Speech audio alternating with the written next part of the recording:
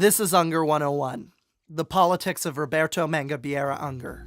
We end with part 5 of 5, on programmatic thought. In part 2, we established that Unger is working at the level of universal politics, questioning fundamental assumptions built into the current arrangement of society, and proposing his own alternative universal political framework. In part 3, we examined how Unger finds the current state of the left to be lost. In part 4, we laid out Unger's political program for the left and for all of society, a program for democratizing the market, deepening democracy, and equipping the individual. In this video, we conclude by aiming to understand how Unger thinks about what he is proposing, which is just as important as understanding what he is proposing. This type of thinking popularized by Unger, programmatic thinking, is key to the project of understanding, taking seriously, and implementing Unger's proposals. Unger notes that his political program, like any program for social reconstruction, will fall into what he calls the utopian or trivial trap.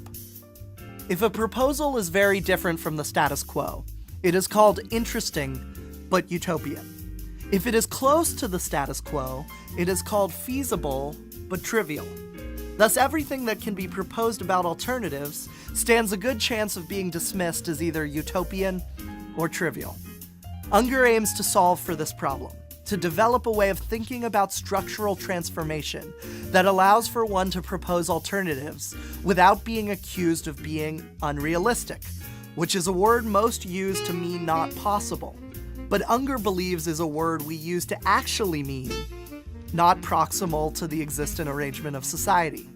We believe proposals not close to the present arrangement of society are taken to mean not possible, because we have lost a reliable understanding of how structural change takes place in history, thus falling back on the belief that the only realistic projects are those that don't involve structural change, i.e. projects that are proximal to the status quo.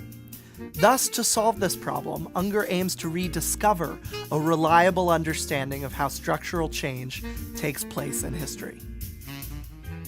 So, how do we do this? First, we must identify what is inhibiting our understanding of how to achieve structural change.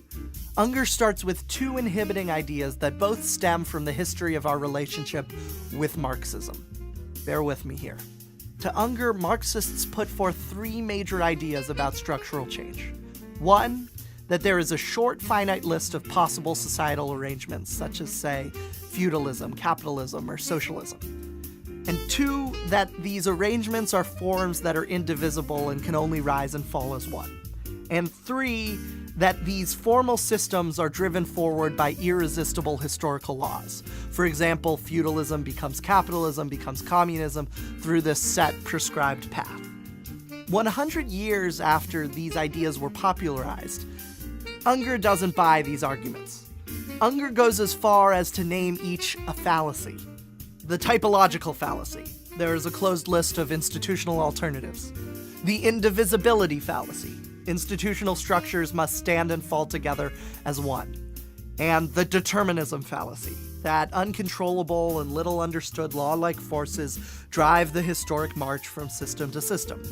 We know these not to be true. There are many ways the world can be, not a finite set of ways. Half socialism and half capitalism is everywhere, so there must be some divisibility in forms. And finally, there does not seem to be any set predictable path societies take when transitioning between systems. But here's the second inhibiting idea from our relationship with Marxism. Unger argues that when some stopped believing in these tenets of Marxism, they mistakenly threw out the baby with the bathwater. To Unger, Marxism still had two great ideas. First, Unger believes Marxists were right when they argued that society has deep structures that constrain and inform our surface-level routines.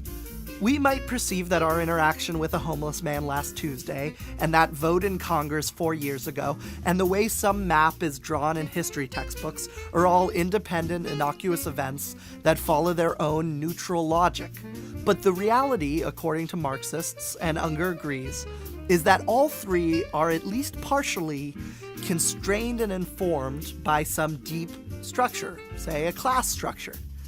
The same goes for how, say, commercial advertisements or romantic interactions are constrained and informed by some deep gender structure, or how the way certain groups are treated in job interviews or in city meetings is constrained and informed by some deep power structure. Unger agrees with the Marxists that these deep structures are real, and that they constrain and inform the surface-level routines of our lives. The second Marxist idea Unger likes is their belief that these deep structures are made and not natural. They are created by us and thus can be changed by us. Any structure or system that is so static that it appears to be natural is, to Marxists, in fact just frozen fighting. The structure is static only because we have interrupted or contained the debates that the structure originally arose from. If we heat up those debates again, the frozen fighting can be unfrozen. Thus, Unger and the Marxists hate the phrase, "it is what it is," for the deep structures that currently are can be something else. However, as Unger points out, these two great parts of Marxism were unfortunately thrown away when we threw away the bad fallacies mentioned earlier.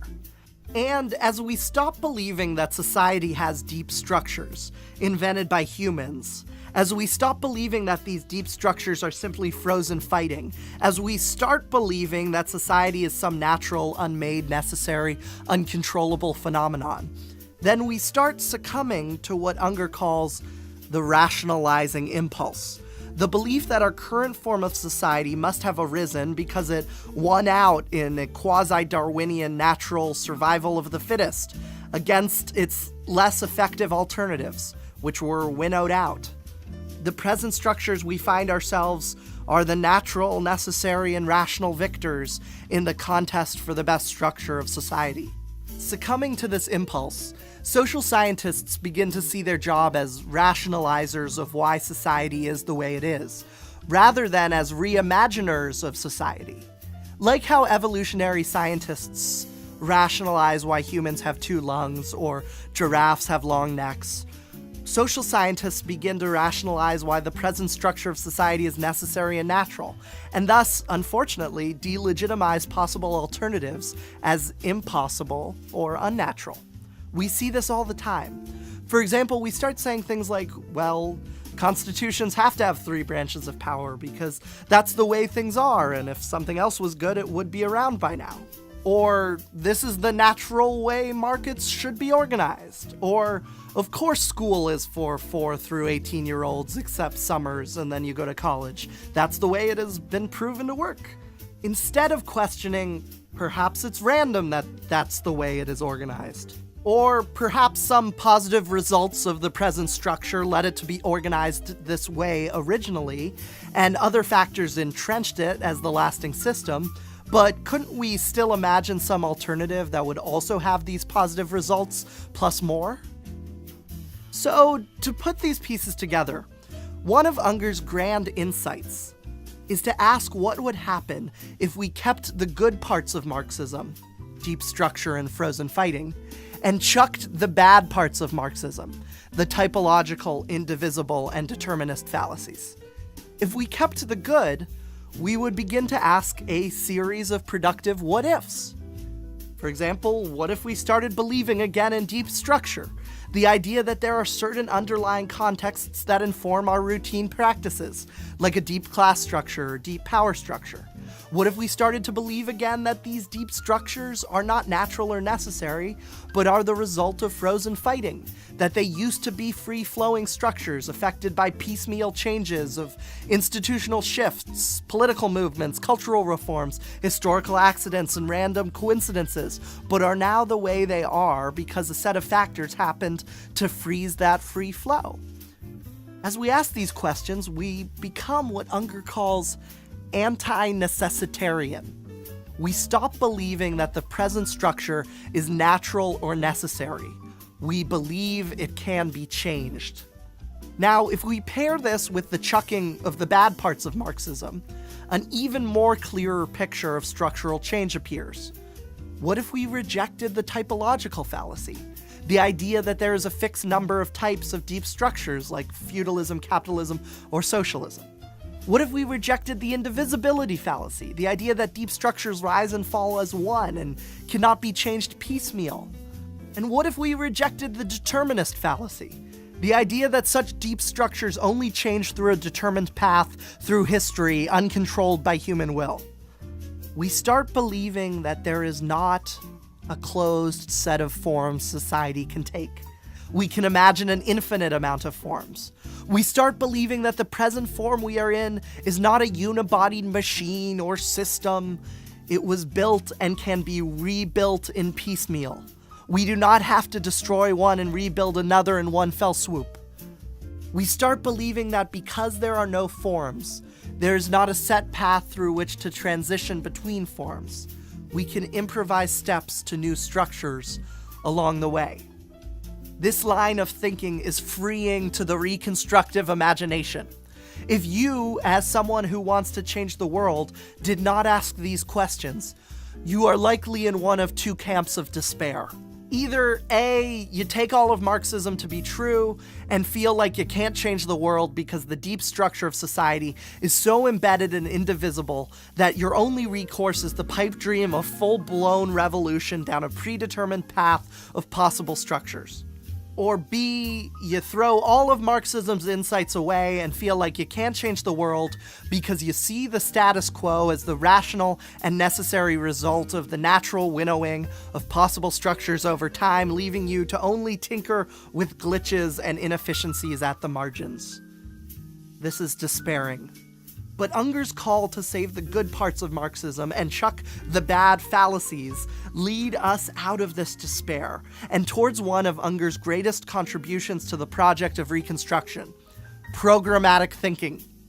When you think programmatically, when you make a programmatic argument or propose a political program, you are not laying out a blueprint for change. Do this, then do this, then do this, and then this will happen, and then do this and use this, etc. No. Programmatic thinking is not that.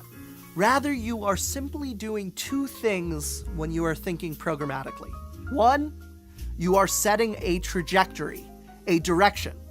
And two, you are identifying first steps in that direction.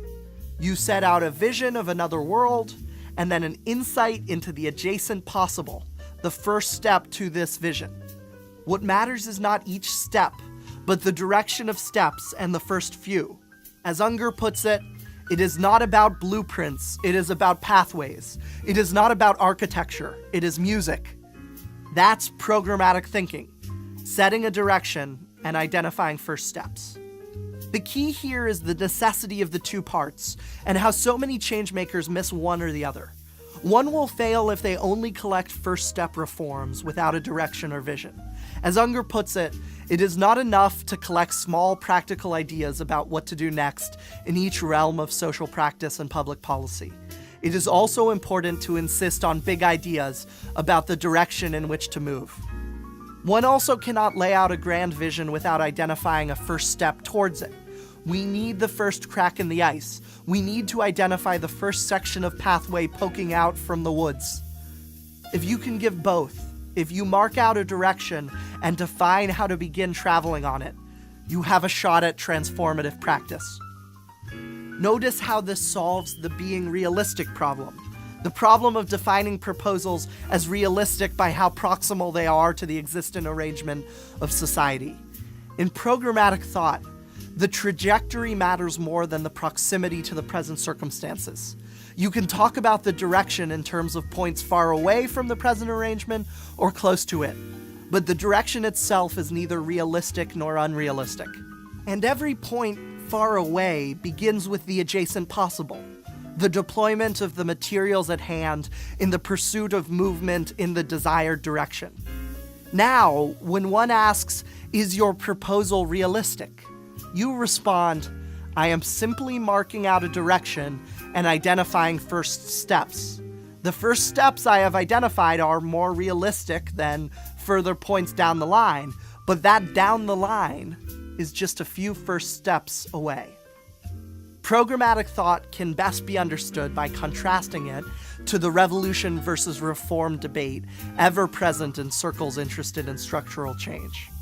The revolutionary side of the debate argues for a wholesale substitution of one institutional order for another. It usually believes it will achieve its ends under the guidance of confrontational leaders, supported by energized majorities in circumstances of national crisis. It accuses more conservative reformers of simply tinkering around the edges. It can be understood as the side that continues to hold to all of Marxism's ideas, the good and the bad, about structural change, believing, yes, there are deep structures that are made and not natural, but they come in a finite set of possible forms, which are indivisible and change only through predetermined paths. The reformist side of the debate argues for marginal improvements to the present institutional order, choosing to manage the current order so as to fix its most egregious faults. It often attains its ends through marginal redistribution and institutional tinkering, negotiated by professional politicians among organized interests in times of business as usual. It accuses radical revolutionaries of pursuing an impossible task at the expense of helpful improvements in the short term. It can be understood as the side of the debate that chucked all of Marxism's ideas, the good and the bad, believing, no, there are not a finite set of indivisible forms that change through predetermined paths. But that's only because there are no deep structures. There's only the natural and necessary society that has evolved to near perfection today. But, Unger asks, what if you believed in deep structures like the revolutionaries do, but don't believe that these structures are indivisible, nor available only in a finite set of possible forms, like the reformers don't? What if you understood what the revolutionaries don't understand, that things can change piecemeal, as well as understood what the reformers don't understand, that piecemeal change is useless without a vision? What if you could envision a revolutionary new form, but realize your vision through one reform at a time? Through these questions, Unger shows us what programmatic thought can birth: revolutionary reform, revolutionary direction and reformist first steps, revolutionary vision realized in reformist action. A broad lack of programmatic imagination has condemned us to the fate of living under a narrow range of institutional options. But this does not have to be the case. We can begin to enlarge the repertory of alternatives by thinking programmatically and being revolutionary reformers. To do this, to broaden our imagination of possible futures, is to rebel against this fate. We must insist on this rebellion in the service of an attempt to give ordinary women and men a better chance at a bigger life. To recap this path towards programmatic thought for revolutionary reform. 1. Unger describes how big ideas usually fall into the trivial or utopian trap. They're either feasible but trivial, or interesting but utopian. 2. Unger believes we can get out of this trap when we rediscover how structural change occurs. 3. Unger locates this forgotten understanding in the history of the credibility of Marxist social change theory, particularly A, the lingering of 3 fallacies of Marxist social theory: the typological fallacy, that there are a set number of forms in society; the indivisibility fallacy, that these forms rise and fall as one; and the determinism fallacy, that we transition between forms through set paths. And B, the failure to take up 2 correct ideas from Marxist theory. First, deep structure, the foundational forces in society that constrain our surface-level routines. And second, frozen fighting, that those deep structures are man-made and not natural, and are only static because the political fighting that created them is temporarily frozen. 4, when we believe in the fallacies as well as the correct ideas, we believe change is not possible because the deep structure is so embedded and indivisible and determinative that our only choice is to help bring on the full-blown revolution.